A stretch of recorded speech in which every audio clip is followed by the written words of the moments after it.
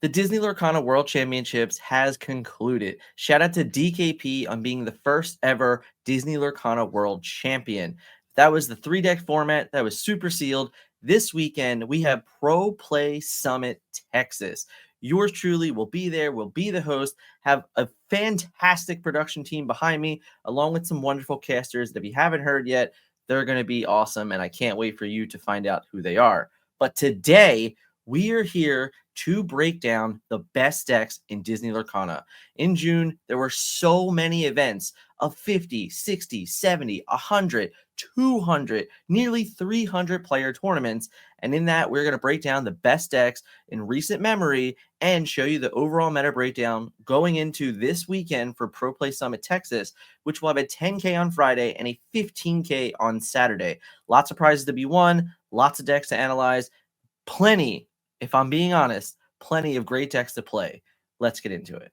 So here we have the June breakdown for Disney Lorcana. You can see that there are 25 Ruby Sapphire item decks that were successful in finding their way into top cuts into this month of June, which is phenomenal. Emerald Steel Discard, Amber Steel Aggro, and Sapphire Amethyst Midrange, along with Amber Steel Songs, all finding that top 5 round out. So there you have Ruby Sapphire, 25 in combinations, and then right behind it is Amber Steel Aggro. So the problem with that is Amber Steel Aggro and Amber Steel Songs, a lot of those early turns look pretty similar, so they can kind of get under certain opponents if they aren't prepared for a specific type of matchup in game 1. Emerald Steel Diablo Discard, still one of the best decks in Disney Lorcana since set 4, and it's now kind of starting to shine once again. Hasn't had necessarily the wins that Ruby Sapphire has, that Amber Steel has, so it's a little bit more, hey, like this is a comfort pick, this is a deck that gets me in a top cut, and what can I do with it from there?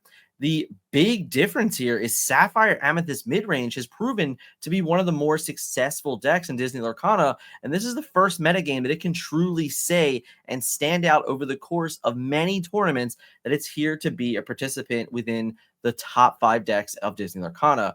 To follow out and round that out, Amethyst Ruby Evasive, Amethyst Emerald Discard, Amethyst Steel Midrange, and Amethyst Emerald Midrange are all lingering decks of nearly 10 or more successful top 8s. Then I had to round out with Other, and the reason why this is Other is actually quite simple. The metagame is so very diverse once you really trickle down to it. As you can see there was no Emerald Sapphire, but Emerald Sapphire had, for Bend to My Will and items, have had success within the metagame. There's obviously other decks that are a little bit more fringe, kind of standing off to the side here, but when you really think about it, there might be Ruby Sapphire Sharks that's not included in the top cuts because not as many players are playing it, but it's still a pretty successful deck. There's also other versions of Amethyst Ruby that have been successful, other versions of Amethyst Steel that have been successful. So this is just like a really fringe look at kind of like what the other deck and percentage of it is, but noting that like, hey, there were 24 other decks that had made top cuts in the month of very, very large tournaments. All in all, I think that this is a pretty successful thing for the Jafar metagame, and really just looking and saying like, hey, that's 9 decks there that have 10 basically or more top cuts in very large tournaments. And honestly, some of those on the list won those tournaments. Amethyst Steel won a large tournament. Ruby Amethyst won a large tournament. Like things like that, just saying like, okay, they might not be the most prevalent deck in the metagame, but they're clearly positioned to win a particular metagame, which I think is very interesting. Nonetheless, let's get into it. Let's start breaking down some of the decks so you can make your best decisions moving forward into the Disney Lorcana metagame. If you're coming to PPG this weekend, great option. If not, we're starting to look at set championships and really start figuring out like, hey, what are the best decks for me coming forward? Ruby Sapphire Items picked up a first place victory a few weeks ago at State 48. This event was the Rain in the Desert tournament. Huge shout out to the tournament organizer on the fun name.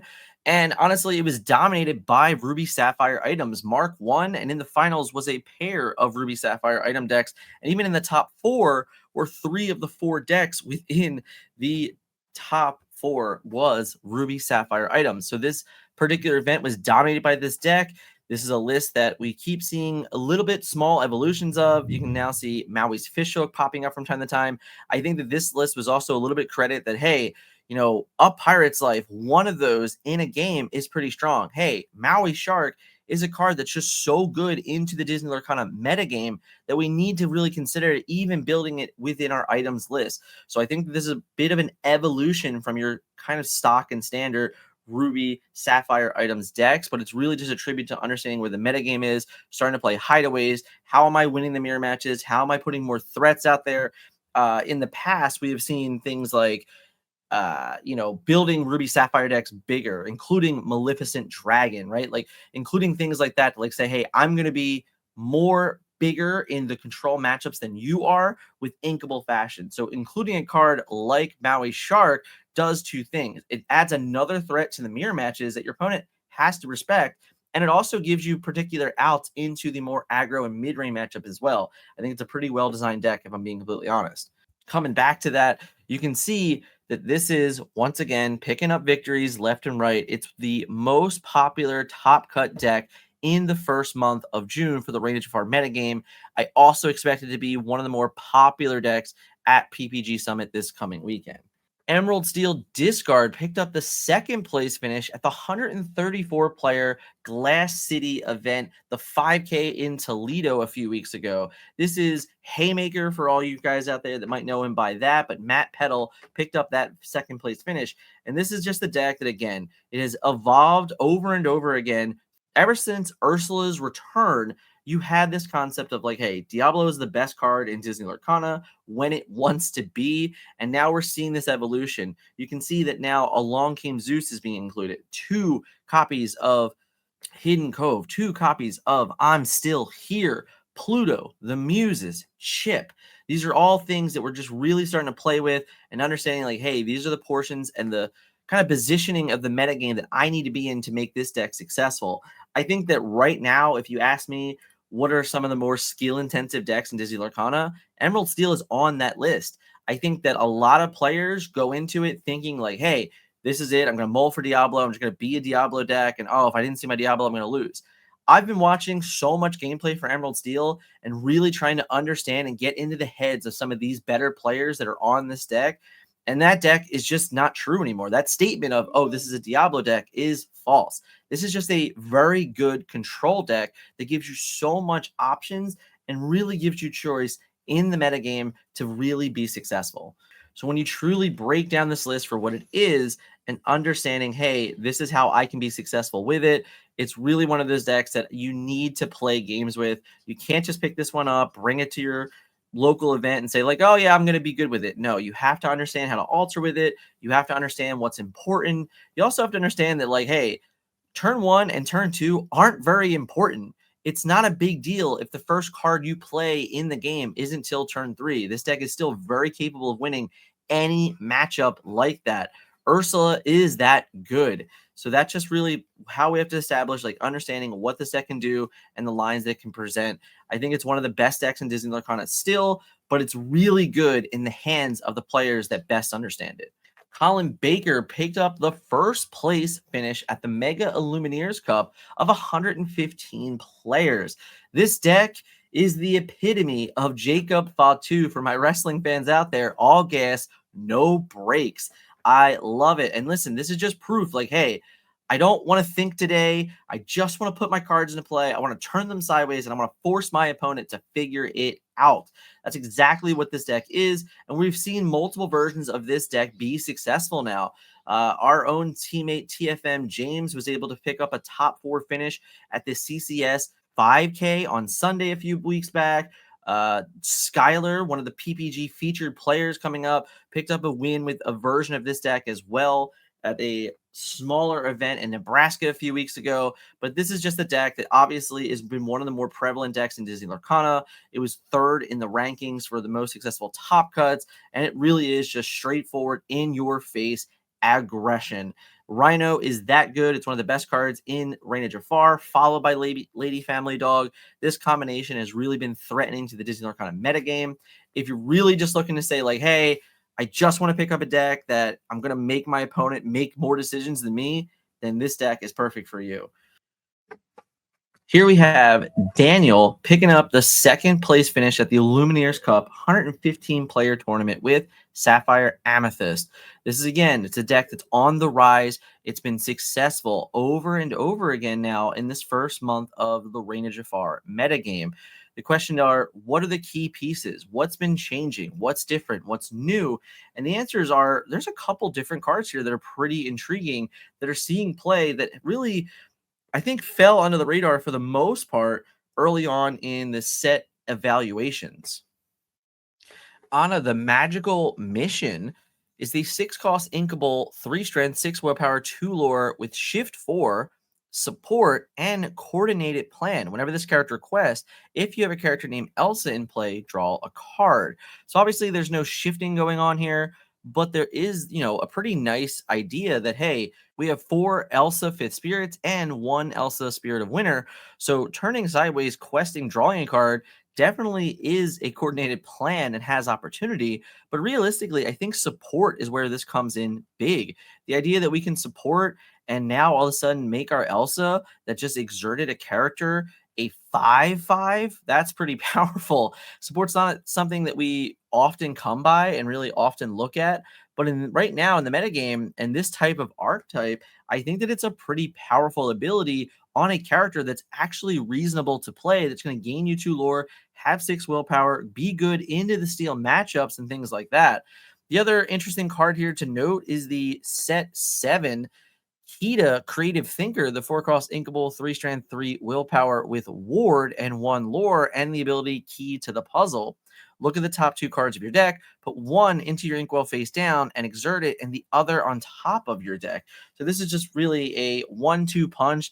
This is another way to kind of start that ramp early, having a Tipo or a Sail into a Kita in your more slower matchups, your more controlling matchups, allows you to kind of get ahead, giving you information off the top of your deck and also ramping you along the while to get to those more, kind of turn 3 Ana is an example. Like, hey, you can put an Ana into play on turn 3, or I'm sorry, turn 4, which is kind of crazy, but also it gets you to the Hades faster, it gets you to Monstro faster. If you really need to set up a very early Monstro, like a turn 5 Monstro, this is now a little bit more possible with certain hands and certain play lines.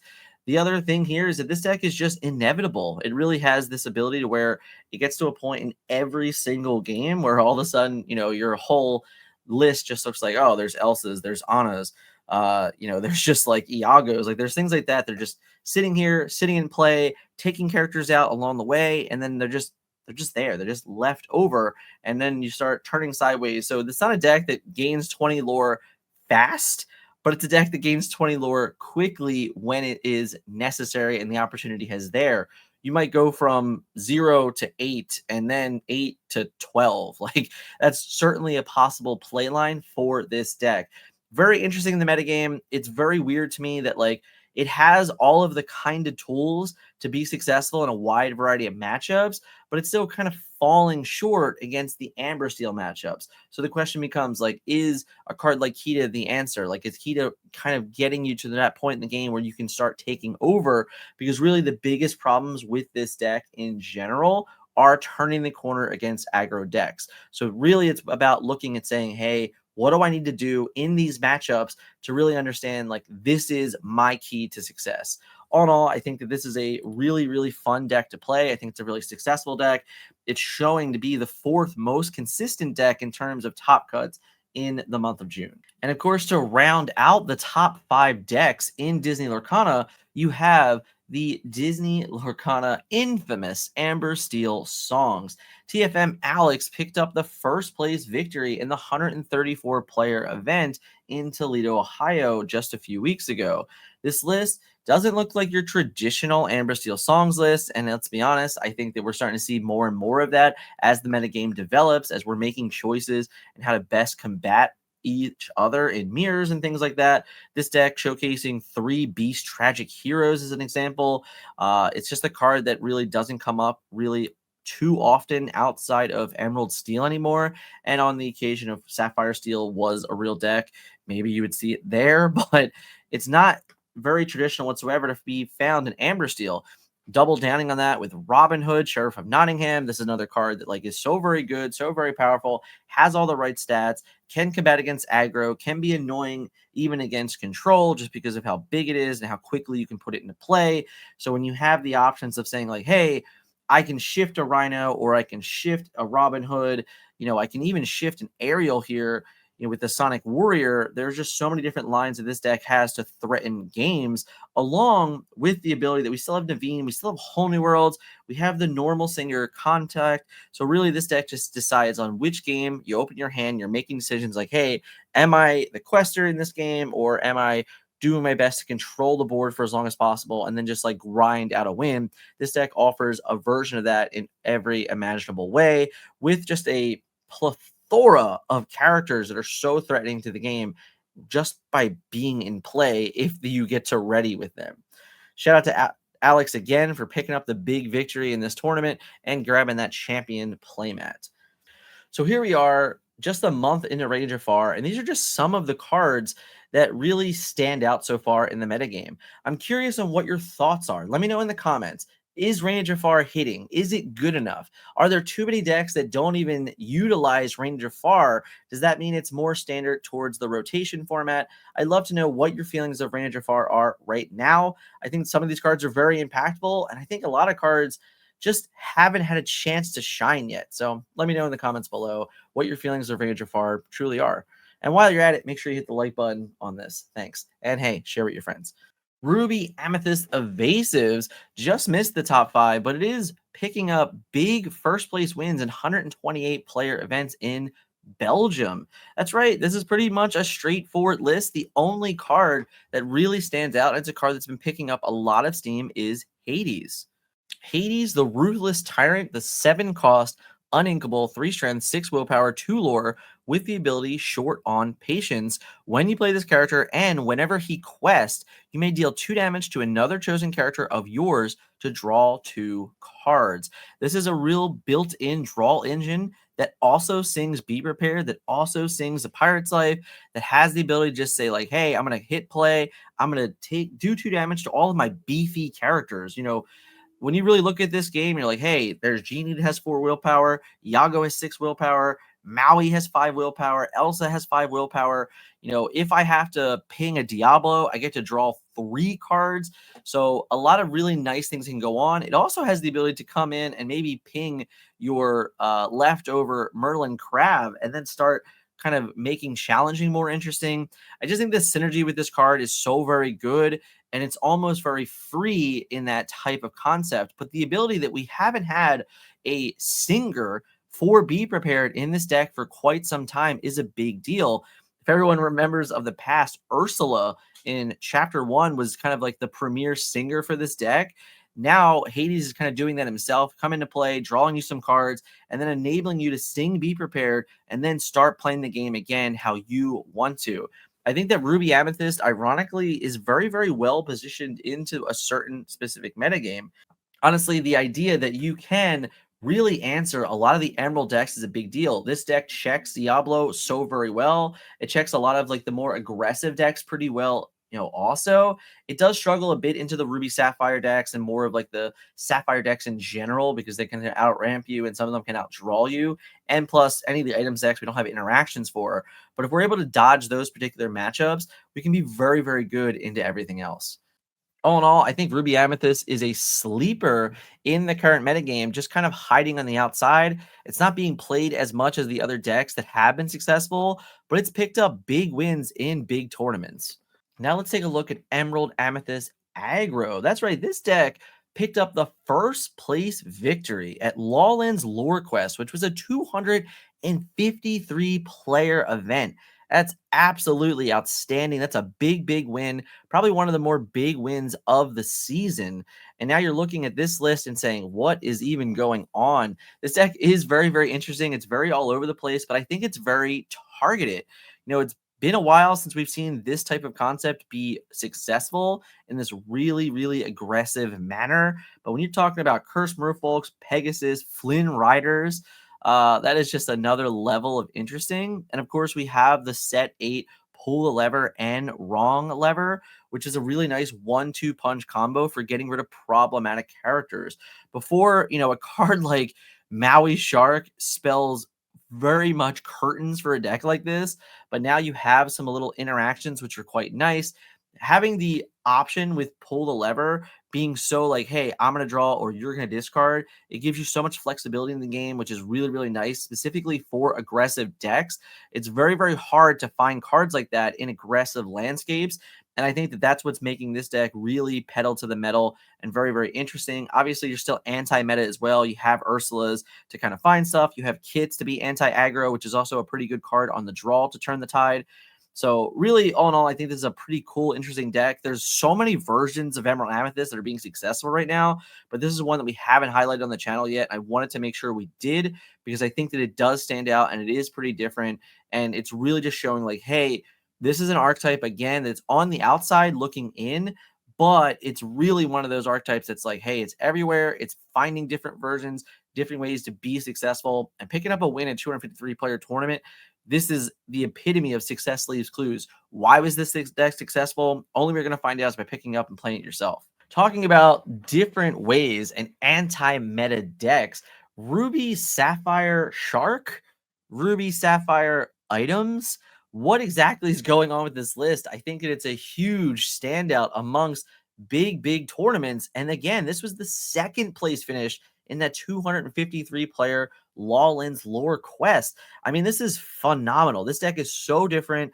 When is the last time we saw Chicha? Well, it was a couple months ago when Sky picked up a win with Sapphire Steel in the opening weeks of set 7 metagame, but now you're finding it in Ruby Sapphire. That's right. We're not playing Oswald. We're also not playing that many items, but it's enough. We're just playing this value engine draw, and that's what we're looking for. A lot of times we're seeing Ruby Sapphire decks be so reliant on, Maurice's workshop or, a Hiram of the past. But now the Hiram's not out there. We have to find other ways to draw cards.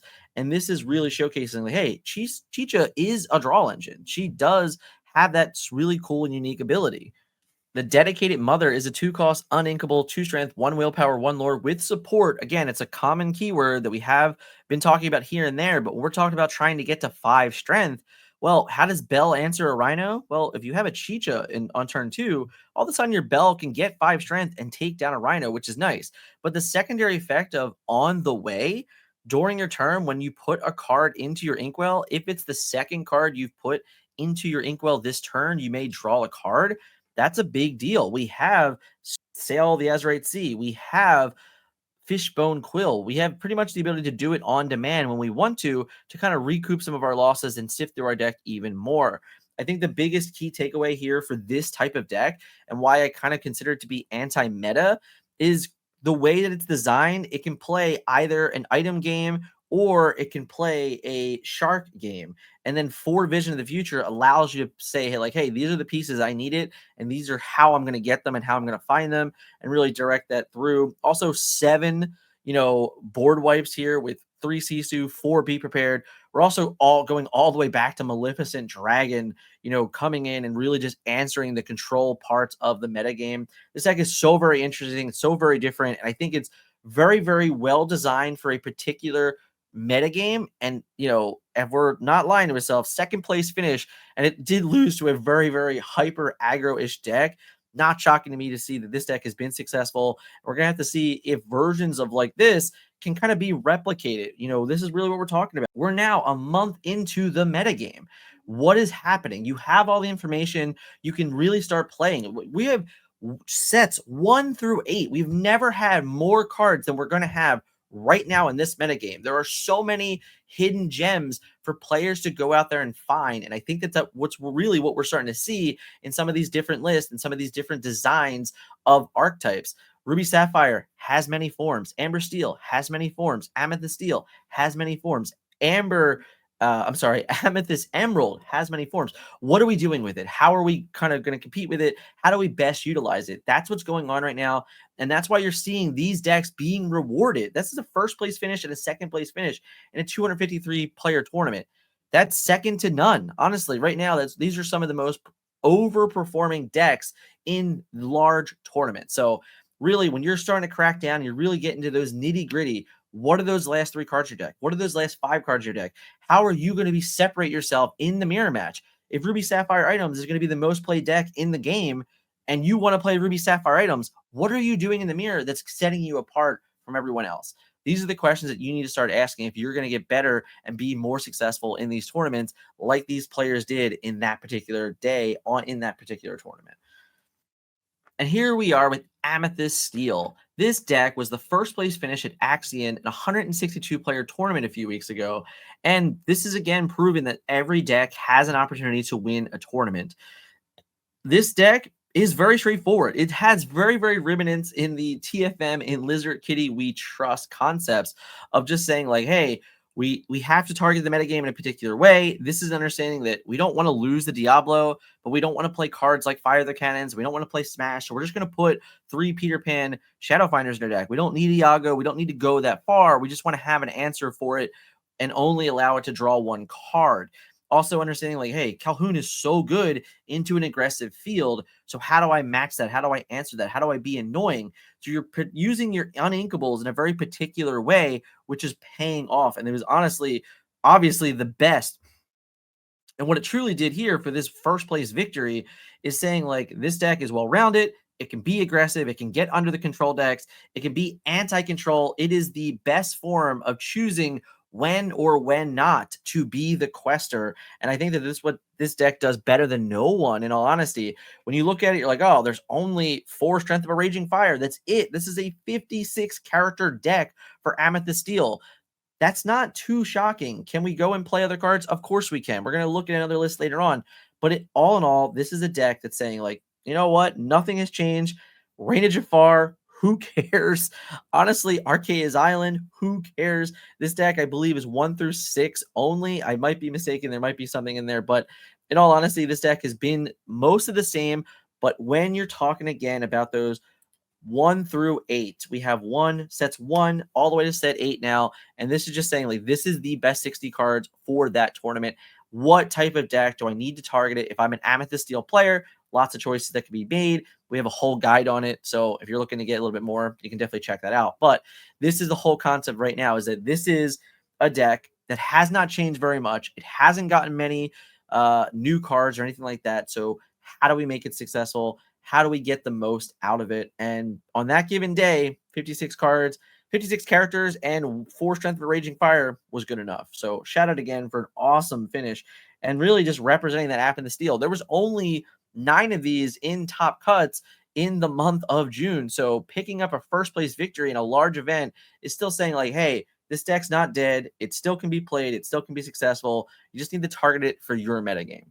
Speaking of our Metafy, we had a new guide come out last weekend.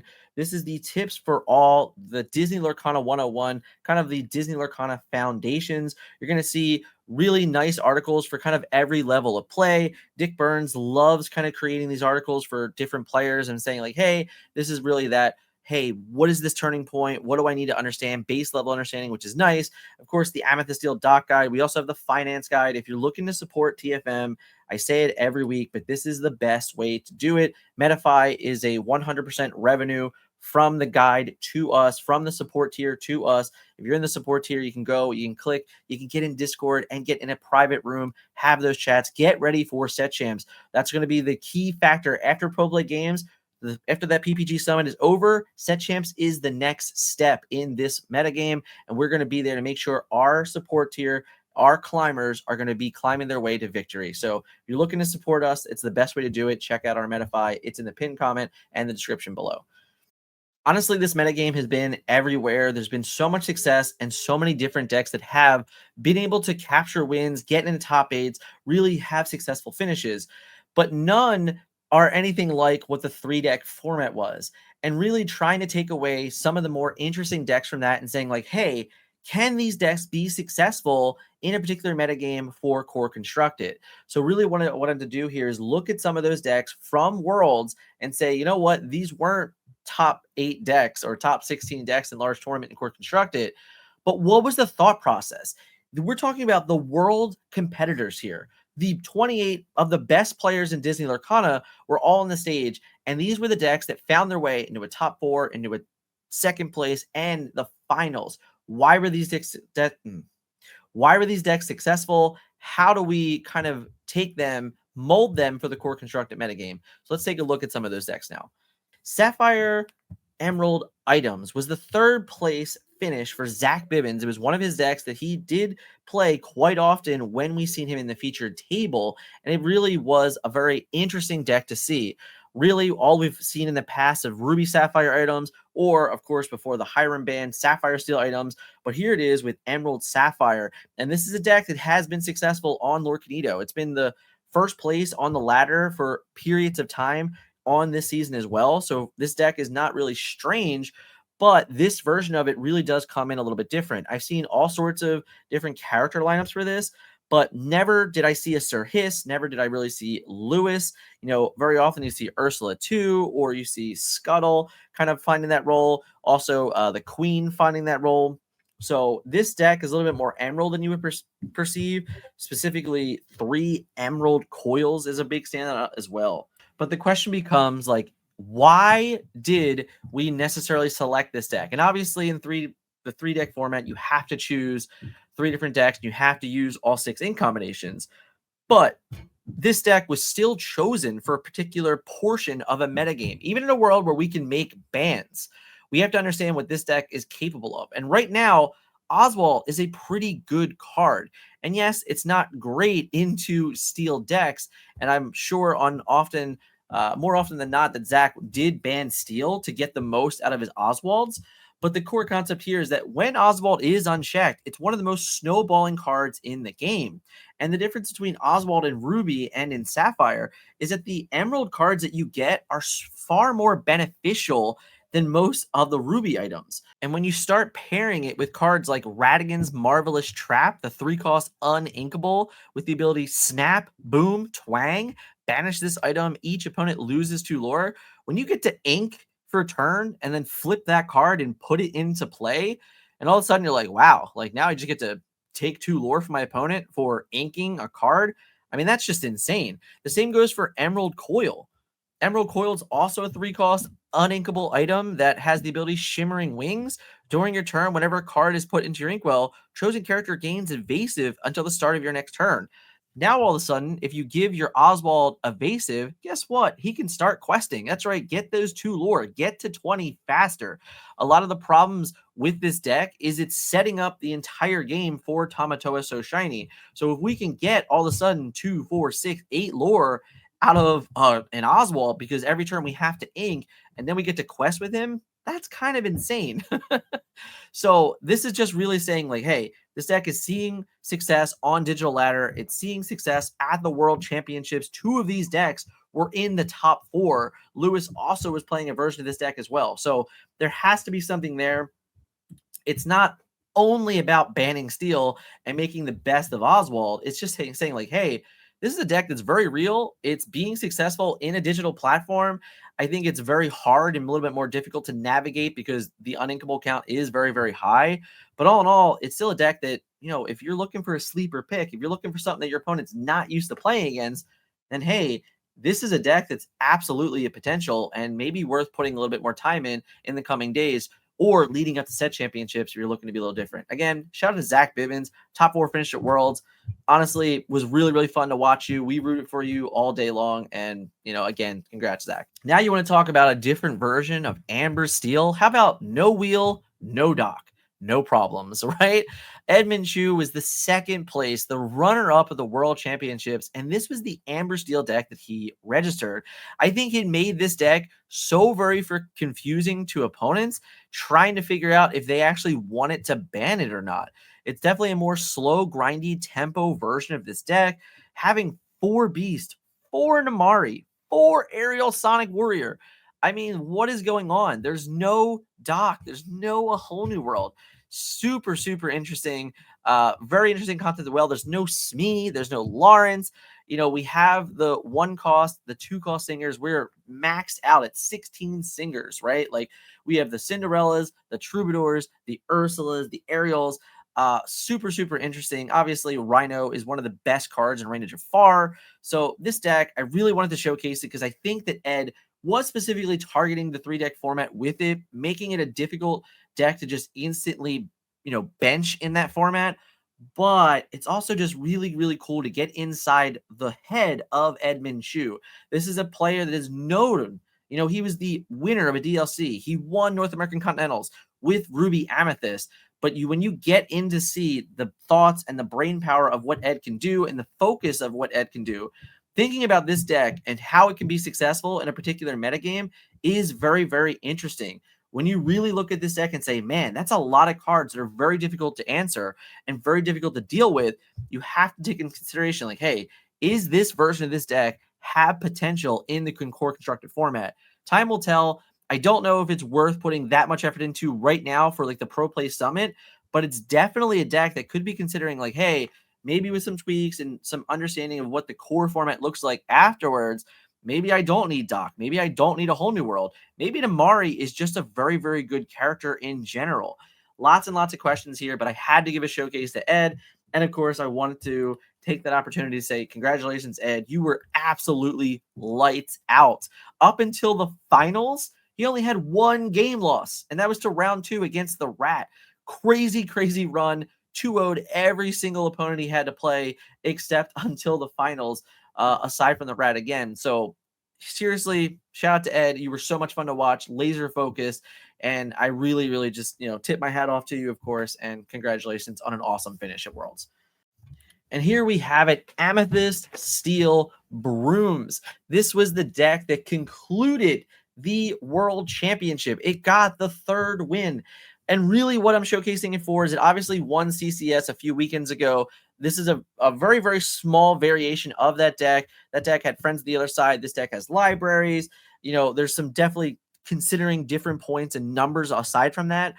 But what this deck did better than any other deck on the weekend, and I really, truly mean this, and I really, really want to be like a point out to this, that like this deck into Ruby Sapphire items, it looked free. Honestly, like on the draw, didn't matter. Go in second, who cares? That deck, Ruby Sapphire, could not stop this deck. It looked like it just shoot it up, ripped it apart, threw it out, spat it out, whatever you want to do with it. This deck crushed Ruby Sapphire items. So if Ruby Sapphire items is dominating your metagame, then this deck is perfect for it. And like, we've talked about this deck before. Obviously, this is a deck that TFM played in the Seattle side events where Dick Burns was able to have a top 32 finish in one of the competitive core constructed events. This is a deck that we have been on for a very, very long time because Amethyst Steel Aggro is more like a TFM special here. But this version of it in the particular metagame, I talk all the time about positioning. And the position of this deck in that metagame is saying like, hey, if sharks are not on the table, this deck is awesome. It will just eat sharks alive. Where the difference aside from it was, I think if you saw the Amethyst Steel version that Zach played, his deck was like, no, I'm going to play anti-sharks, and I'm going to figure out a way to answer as many sharks as possible. This deck, not necessarily that. There's no Long Game Zeus or anything like that. It's not playing rabbits. It's not playing more draw potential. It's playing, I'm just going to put cards into play that replace themselves. I'm going to burn you out, here and there, and then I'm just going to win the game. Like that's what this deck was. This deck was a pure inevitability in that Sapphire Ruby items matchup. And, at the end of the day, I think that that's really the most impressive part is that we have seen so many versions of Amethyst Steel just be good enough to win tournaments and be successful. CCS a couple weekends ago, won by Amethyst Steel. The Axion event, won by Amethyst Steel. There might have only been 10 or less than 10 of them in top cuts, but it's okay in a world where you're winning tournaments with it. If you're predicting the meta correct and you're getting the right slant and you're choosing the right last 15 cards for this deck, it has the potential to be very, very successful. And with that, an absolute congratulations to DKP and world-class cards for winning the World Championships. Honestly, we sat and we watched the event the whole weekend as the team. It was me, Ben, Melissa, Scott, Dick Burns, Nunez, Orion. Palmer was a friend of the team, came over on Saturday. Kylie was there. Everyone really, really enjoyed watching this. Also, TFM Nana even took a time to watch the tournament. So, like, it was really, really fun to watch this event. I think it was very, very well produced. Shout out to the commentators. They really kept the room alive. They had a they had to be on screen for a very, very long time. I thought Baker was out of this world good. I really think that his just aura and his ability to kind of make every game important, make every feeling important is just so good. Honestly, shout out to the Lorcana villain. I think that everyone should be going to the level that you bring in commentating. That's what you deliver, and they need to find their way to be and bring that aura to it. But that's not taking away from anything other than the casters did. I just think for me, the MVP was Baker. He really did just light up the room whenever he had the opportunity to. Aside from that, I thought the world's production was phenomenal. I think that we at home were able to really be enticed with the games and really be just like, I don't know, hone in on it and just feel the emotion. We might not have been able to be in the room, but we were able to feel the emotion. I loved after the games, we had seen the players get together. We had seen the hug with Bibbins and Mo. We had seen the appreciation that Ed had for DKP and the moment of DKP hugging the world-class cards crew. That's the type of moments that we need. It's the type of moments that are so important, in all honesty, to have, because without them, we're not going to necessarily always remember them. But for me, they stand out the most. And I just want to give a shout out to the whole World's crew. Again, this meta is crazy, guys. It's all over the place. There's a lot of successful decks. There's a lot of high numbers for certain decks, but there's wins for smaller decks. So I think it is the wild, wild west. I think that Braden said it really, really well a couple weekends ago. This metagame is just great. It might be the best we've ever had. And it's probably because it sets 1 through 8. It's the most cards we're ever going to have. In just a few months, we're going to go back down to 5 sets. We're going to lose a lot of cards in the card pool. We're going to have to learn and change. Right now, it's the best opportunity to find those hidden gems. Let me know in the comments if you've already found them, what they are, and what you expect to see this weekend at Pro Play Game Summit. Again, if you're coming to the PPG Summit, I will be there. I will be your host. I'm super excited. I'll do my best to be walking around. If you want to give me a hug, let's do it. A high five, whatever, a fist bump, I'm there. You want me to sign any cards? Please just ask. I will do my best to just say hello to as many people as possible. Thank you guys so much for watching today. If you haven't yet, hit that like button. If you haven't and you really, really want to help the channel, share with your friends. Let them know, like, hey, these are the best decks right now. But again, thank you guys so much, and we'll catch you in the next video.